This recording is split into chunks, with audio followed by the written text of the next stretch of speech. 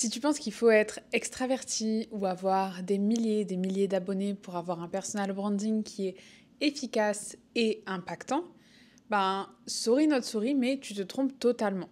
T'es tombé dans le piège de croire à des mythes qui t'empêchent d'avancer et d'incarner qui tu es vraiment. Le personal branding, c'est bien plus qu'un logo ou qu'une esthétique. C'est vraiment ce qui fait que ton audience se souvient de toi, qu'elle te fait confiance et que tu deviens le choix évident dans sa tête. Le truc, c'est qu'il y a énormément de fausses croyances qui circulent et qui bloquent du coup plein d'entrepreneurs qui, de ce fait, n'osent pas utiliser la stratégie du personal branding, alors qu'en vrai, c'est la clé pour se démarquer, surtout si tu évolues dans un marché saturé.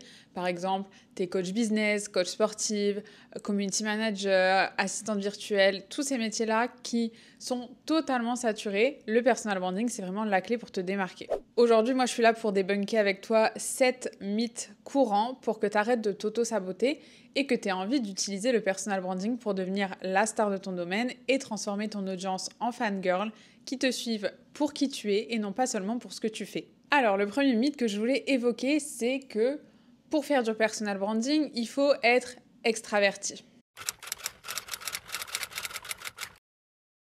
C'est totalement faux. Le personal branding, c'est pas une question de personnalité, c'est une question de clarté et de cohérence.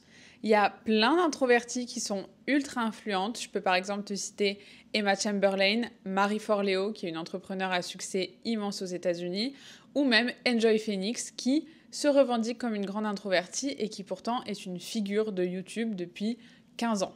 Ce qui compte avec le personal branding, c'est d'assumer ton énergie et de trouver une façon de communiquer qui te correspond à toi. Ça peut être de l'écrit, ça peut être des vidéos live, ça peut être des vidéos scriptées si tu es plus à l'aise, ça peut être des podcasts si tu n'es pas à l'aise en vidéo. Bref, c'est vraiment ta marque personnelle, c'est toi, c'est ce qui te correspond à toi. Je ne pourrais pas plus insister là-dessus. Ton branding, c'est pas un rôle à jouer. Incarner ton personal branding, c'est pas devenir une autre personne. Vraiment, quand on crée une stratégie de personal branding, on part de toi pour créer une stratégie totalement sur mesure qui te convient à toi parfaitement. Si tu es introverti, il n'y a aucun souci. On prendra bien évidemment ça en compte dans ta stratégie.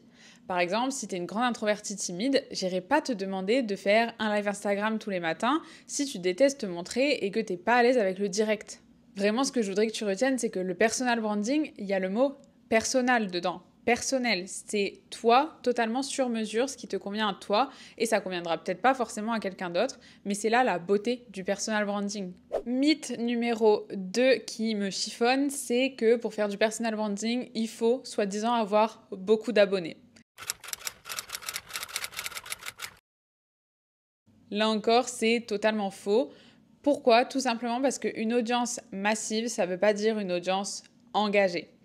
Un personal branding fort, c'est ce qui va faire que même avec 200, 300, 500, 1000 abonnés, tu peux avoir des clientes qui sont extrêmement fidèles et loyales. Ce qui compte en fait dans la relation avec ton audience, c'est la relation justement, c'est la connexion, c'est l'impact et c'est pas la quantité de l'audience. Je voulais te partager 2-3 exemples parce que du coup, j'ai justement des exemples pour illustrer ce point. Dans le business que j'avais avant, j'avais un business de produits, une boutique en ligne de produits ésotériques. J'avais plus de 3000 abonnés sur Insta. Je devais être à 3005, quelque chose comme ça. Et en moyenne, on va dire que je faisais entre 2000 et 4000 euros de chiffre d'affaires par mois. De chiffre d'affaires, je dis bien. Alors que une autre personne dans à peu près le même secteur que moi avait 12 000 abonnés, donc 4 fois plus que moi. Et elle peinait à faire 200 euros par mois de chiffre d'affaires. Moi, quand j'ai su ça à l'époque, j'étais vraiment surprise parce que je me disais, forcément, 12 000 abonnés, elle cartonne, elle doit faire plein de ventes, etc. Et en fait, c'était pas le cas. Elle était venue me voir pour me demander des conseils justement pour réussir à vendre ses box de produits parce que elle arrivait même pas à vendre 2 box alors qu'elle faisait des stocks sur 10 box par exemple. Elle n'arrivait même pas à vendre 10 box en ayant 12 000 abonnés. Donc c'est bien la preuve que c'est pas la quantité qui importe, mais c'est la qualité de ton audience. Un autre exemple, du coup, sur ce business-ci, j'ai vendu mes premières places d'accompagnement avec une audience de seulement 300 personnes. Quand j'ai créé le premier ShineFest, qui est mon sommet virtuel, la première édition, j'ai rassemblé 205 personnes et j'avais 200 abonnés. Alors bien sûr, il y a l'audience des autres participantes qui a fait que ça a cumulé, Mais quand même, j'ai rassemblé 200 personnes dans un événement que j'ai organisé alors que j'avais moi-même 200 abonnés. Et ça m'a mené à faire 3 ventes d'un accompagnement premium. Et un dernier exemple pour la route, ça fait même pas 2 mois, on va dire, que je me suis repositionnée explicitement sur le personal branding. Et dis-toi que sur 3 places d'accompagnement que j'ai ouvertes en bêta-test vraiment à ma newsletter privée, 2 ont été prises dans l'heure où j'ai posté mon mail, dans l'heure où j'ai envoyé mon mail, où j'ai posté ma recherche. J'avais 2 personnes qui m'avaient répondu pour me dire « moi je veux une place » sur les 3. Pourtant, ça fait 2 mois seulement que je suis repositionnée officiellement. Donc comme quoi, l'audience, la taille de l'audience en tout cas n'importe pas, mais c'est vraiment la qualité de la connexion que tu as avec cette audience. Il y a plein d'entrepreneurs qui sont ultra rentables et qui ont des petites communautés, mais des communautés ciblées. Comme je l'ai dit, c'est la connexion qui prime. Plus la connexion est forte et plus tu feras des ventes. Mythe numéro 3, faire du personal branding revient à jouer les influenceuses.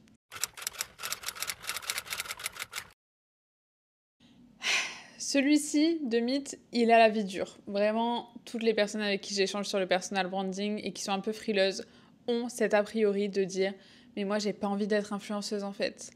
Et tu sais quoi? Mais ça tombe bien, parce que c'est pas le but du personal branding. Le but, c'est pas de faire des placements de produits, de faire des sponsors, c'est vraiment d'ancrer ton expertise et ton unicité auprès de ton audience. Avoir un personal branding fort et impactant, ça veut pas dire que tu vis pour les réseaux sociaux. Et il y a une grosse différence d'ailleurs entre influence et autorité. L'influence, c'est la capacité à attirer l'attention et à créer de l'engagement. Les influenceuses, elles vont capter l'intérêt des gens et les inspirer du coup à agir. Agir étant acheter, tester, suivre une tendance, etc. Les influenceuses, elles sont suivies pour leur personnalité, leur lifestyle, leur contenu divertissant. Ça, c'est l'influence. L'autorité, par contre, c'est la reconnaissance d'une expertise et d'une légitimité dans un domaine. Une personne avec de l'autorité, elle est vue comme une référence, elle est vue comme une experte qu'on écoute et en qui on a confiance. C'est pas juste une personne populaire, entre guillemets, c'est une personne qui façonne les décisions et les opinions dans son secteur. Par exemple, une influenceuse mode, elle peut avoir 500 000 abonnés et elle va générer des ventes énormes pour une marque de vêtements spécifique avec qui elle a fait une sponsor. Dans ces cas-là, c'est de l'influence. Par contre, une consultante en branding, elle peut avoir 5000 abonnés, mais du coup une très très forte autorité et elle pourra facturer des prestations qui sont ultra haut de gamme, ultra premium, voire être sollicitée justement par des clientes idéales sans avoir besoin nécessairement de faire le show, faire des sponsors, se mettre en avant, etc. sur les réseaux. Ce que je veux te dire là-dedans, c'est que t'as pas besoin d'être influenceuse pour avoir du succès. Si ton objectif, c'est d'être reconnue et choisie pour ton expertise, c'est l'autorité qui compte et non pas l'influence, pas le nombre d'abonnés ni le fait d'être viral. Ton objectif, c'est pas de devenir une célébrité, c'est de devenir une référence dans ton domaine. Même si, en soi, petit disclaimer, l'un n'empêche pas l'autre. Si tu veux avoir de l'influence et être connu, au-delà du fait d'être reconnu, bah you go girl, vraiment c'est tout à ton honneur. Moi je suis un peu dans cette vibe et c'est totalement ok, les deux sont compatibles, mais les deux ne sont pas obligatoirement ensemble. Tu peux vouloir développer ton autorité avec le personal branding sans taper dans le côté influence et à la fois tu peux vouloir développer ton autorité avec le personal branding et y mêler un peu d'influence. Ça c'est totalement à toi de voir, mais t'es pas du tout obligé de jouer l'influenceuse si tu fais du personal branding. Ça m'amène tout naturellement au mythe numéro 4 de cette vidéo, c'est que faire du personal branding, ça revient à montrer et raconter absolument toute sa vie. C'est un peu dans la même veine que le mythe juste avant de jouer les influenceuses, mais c'est totalement faux. Faire du personal branding, c'est pas montrer ou raconter toute sa vie. Pourquoi? Tout simplement parce que tu choisis en fait ce que tu montres. Premièrement, t'as pas besoin de partager ta vie privée pour créer du lien. Le storytelling, en fait, l'art de raconter des histoires, ça veut pas dire tout raconter. Tu racontes des histoires, mais tu choisis les histoires que tu racontes. Tu vas choisir des anecdotes stratégiques qui vont servir ton message. Quand tu fais du personal branding, tu vas pouvoir parler de ton parcours professionnel, de tes valeurs, de ta vision, de ta mission, etc. Mais tout ça, ça n'inclut pas d'exposer ta vie privée ou ton intimité. Et il faut savoir que même quand tu partages des anecdotes personnelles de ta vie perso, tu choisis toujours ce que tu partages. Personne ne te met le couteau sous la gorge pour te dire de partager le week-end que tu as passé avec ta femme et tes enfants. Non, c'est pas le cas. C'est à toi de choisir ce que tu partages. Et je vais te donner quelques exemples de moi, comment je le fais, parce que du coup, tu verras qu'on peut partager des choses personnelles, mais qui servent ton message professionnel. Et c'est là où c'est un personal branding intelligent. Par exemple, moi, je partage énormément mon amour pour les concerts et mes moments de fangirl avec Taylor Swift ou encore Sabrina Carpenter. Je partage ça sur mon compte pro. Par exemple, le week-end dernier, j'ai partagé ma tenue et mon make-up parce que je suis allée au Short and Sweet Tour de Sabrina Carpenter. J'ai partagé ça sur ma story Insta de mon compte pro. Ceci étant, ça, même si c'est une anecdote personnelle, ça sert mon message professionnel. Pourquoi ? Parce que moi, dans mon message, j'ai créé tout cet univers autour de la scène. Et par exemple, je fais des analyses de personal branding des pop stars. Donc en fait, je peux facilement relier mon expérience d'être allée au concert de Sabrina Carpenter avec la vidéo YouTube que j'ai faite sur Sabrina Carpenter et son personal branding. Cependant, du coup, pour autant, je partage pas forcément des photos de ma femme. Je parle souvent d'elle dans mes canaux plus privés, par exemple ma newsletter, etc. Mais tu me verras jamais ou très très rarement partager des photos de nous, je sais pas, en vacances, en soirée ou autre.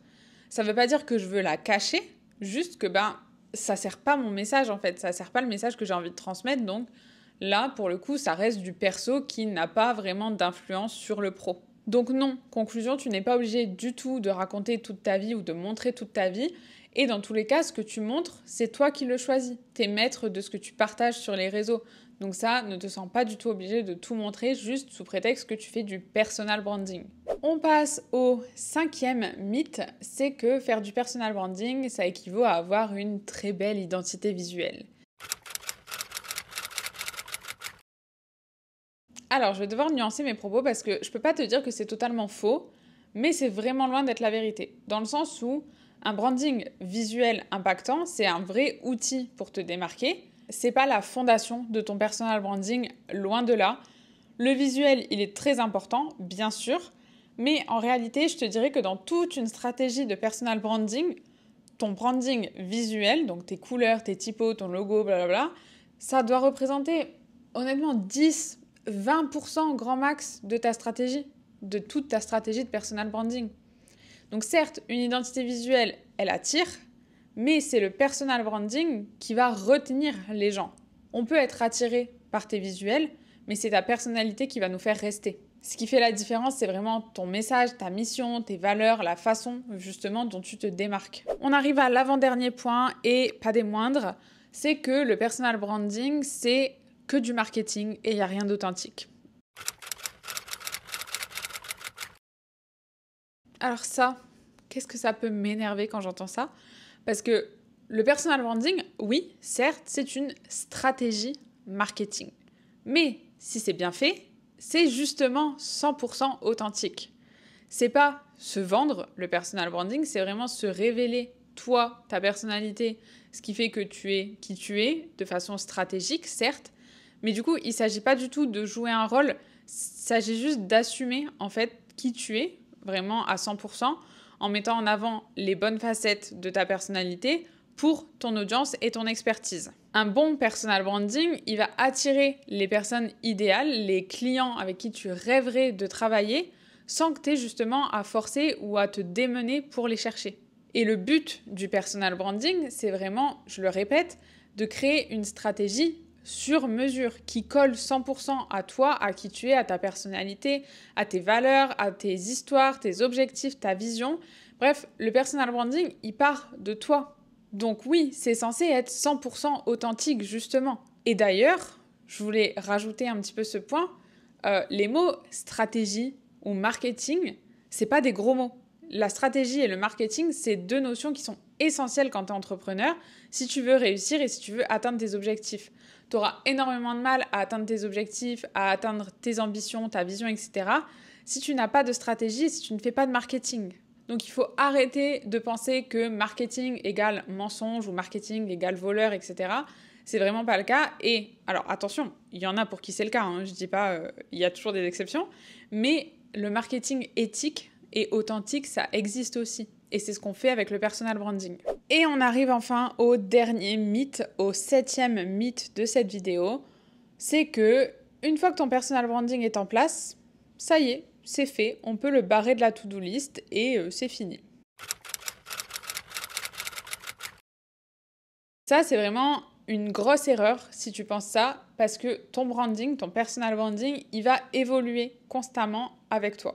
Ton personal branding, il faut que tu l'incarnes vraiment au quotidien. C'est pas voilà, de la théorie, une fois que tu as posé toutes les bases, c'est fait, on n'en parle plus. Non, le personal branding, vu que c'est toi, ça part de toi, bah en fait, tu l'incarnes tous les jours. Dès que tu postes un contenu, dès que tu parles en DM avec quelqu'un, dès que tu fais une tâche pour ton business, que tu lances un projet, tu dois insuffler ton personal branding dans tout ce que tu fais finalement. Et c'est bien pour ça justement que ta marque personnelle, elle n'est pas figée. Elle doit grandir, elle doit évoluer en même temps que ton business évolue, que toi tu évolues, que ta vision évolue.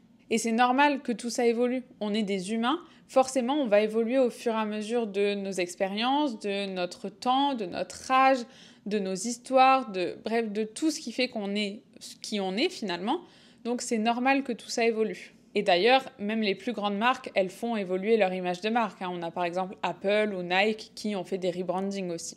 Faire des ajustements justement au fur et à mesure, au fil du temps, ça te permet de rester aligné avec ton évolution, toi en tant que personne, et avec ton marché aussi. Donc le personal branding, c'est vraiment pas un truc que, hop, ça y est, c'est fait, tu coches de ta to-do list. Bien évidemment, il y a tout le travail stratégique, des fondations, etc. à faire. Et ça, une fois qu'il est fait, normalement, il ne devrait pas changer tous les mois. Tu vas peut-être devoir faire un check tous les ans, histoire de vérifier que tu es aligné, etc. Mais c'est pas censé changer du tout au tout.